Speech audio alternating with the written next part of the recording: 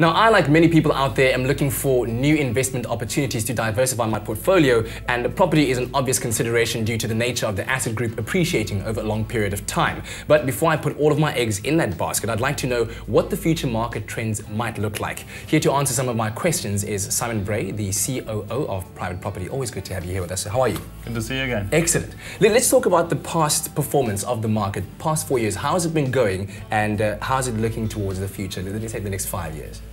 The truth is the market's been pretty slow for the last 4 or 5 years, and there are a lot of reasons for that. There was a new credit regulation passed in South Africa. There was a global financial crisis that slowed down growth. But I think the biggest change was people resetting their mindsets. Okay. They came out of the boom years of 2000 to 2006 with an impression that they'd double their property value every 5 years.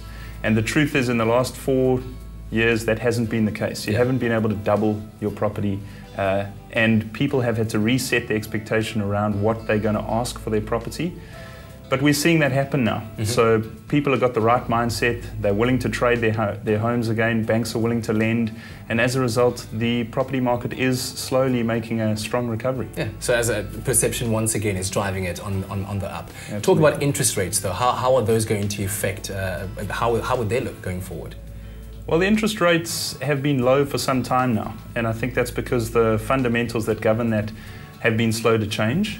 I'm not an economist, but I feel that we're at the bottom of an interest rate cycle, and the truth is that they should start moving forward again, but I think it'll be a slow growth in interest rate going forward.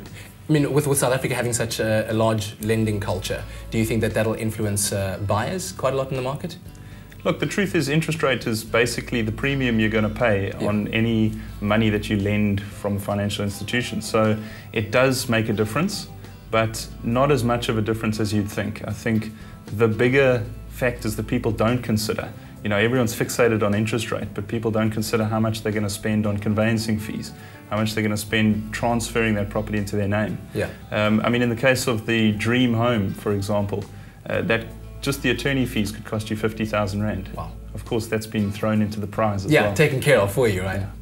Tell me a bit about the fact that, I mean, a lot of legislation has come in to protect the consumer, but also protect the industry as well. Do you think that the restrictive financing structures will be lessened a bit? Well, I think it has to.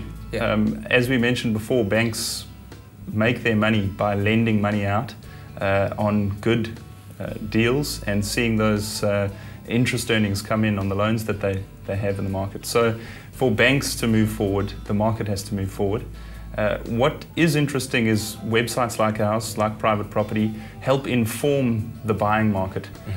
And an informed market make good decisions, which lowers the risk for institutions like banks, and so creates a climate where they can lend more freely. Yeah.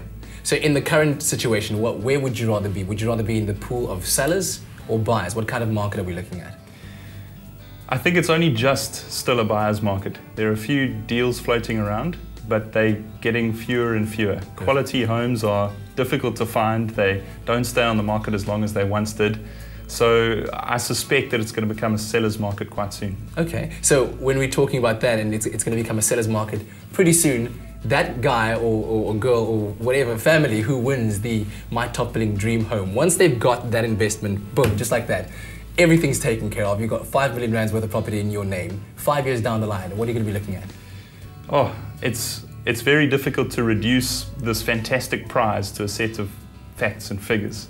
A unique apartment like this is always going to appreciate more than the market.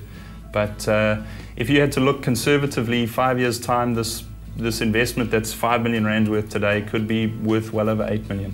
Oh my word, that's absolutely incredible. Is there any way I can talk to you about Protestant? I want to enter that competition so badly. Simon, so do I. Thank you very much for joining us this morning. But of course, the competition is all for you at home. So watch Top Billing. Don't miss out on this evening's show to see more developments of the Top Billing Dream Home. And of course, Top Billing will be crossing over live to the apartment during the show, where viewers will stand a chance of winning a tablet courtesy of Private Property. If you would like to stand a chance of winning the dream apartment and luxury car and the smart tablet courtesy of privateproperty.co.za, you can log on to the Private Property webpage at privateproperty.co.za. Watch the virtual tour of the apartment to find this special code. SMS the keyword iPad followed by that special code and then your name to 33727. That's 33727.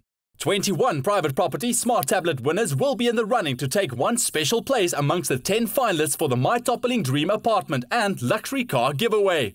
You can enter through the week. Good luck!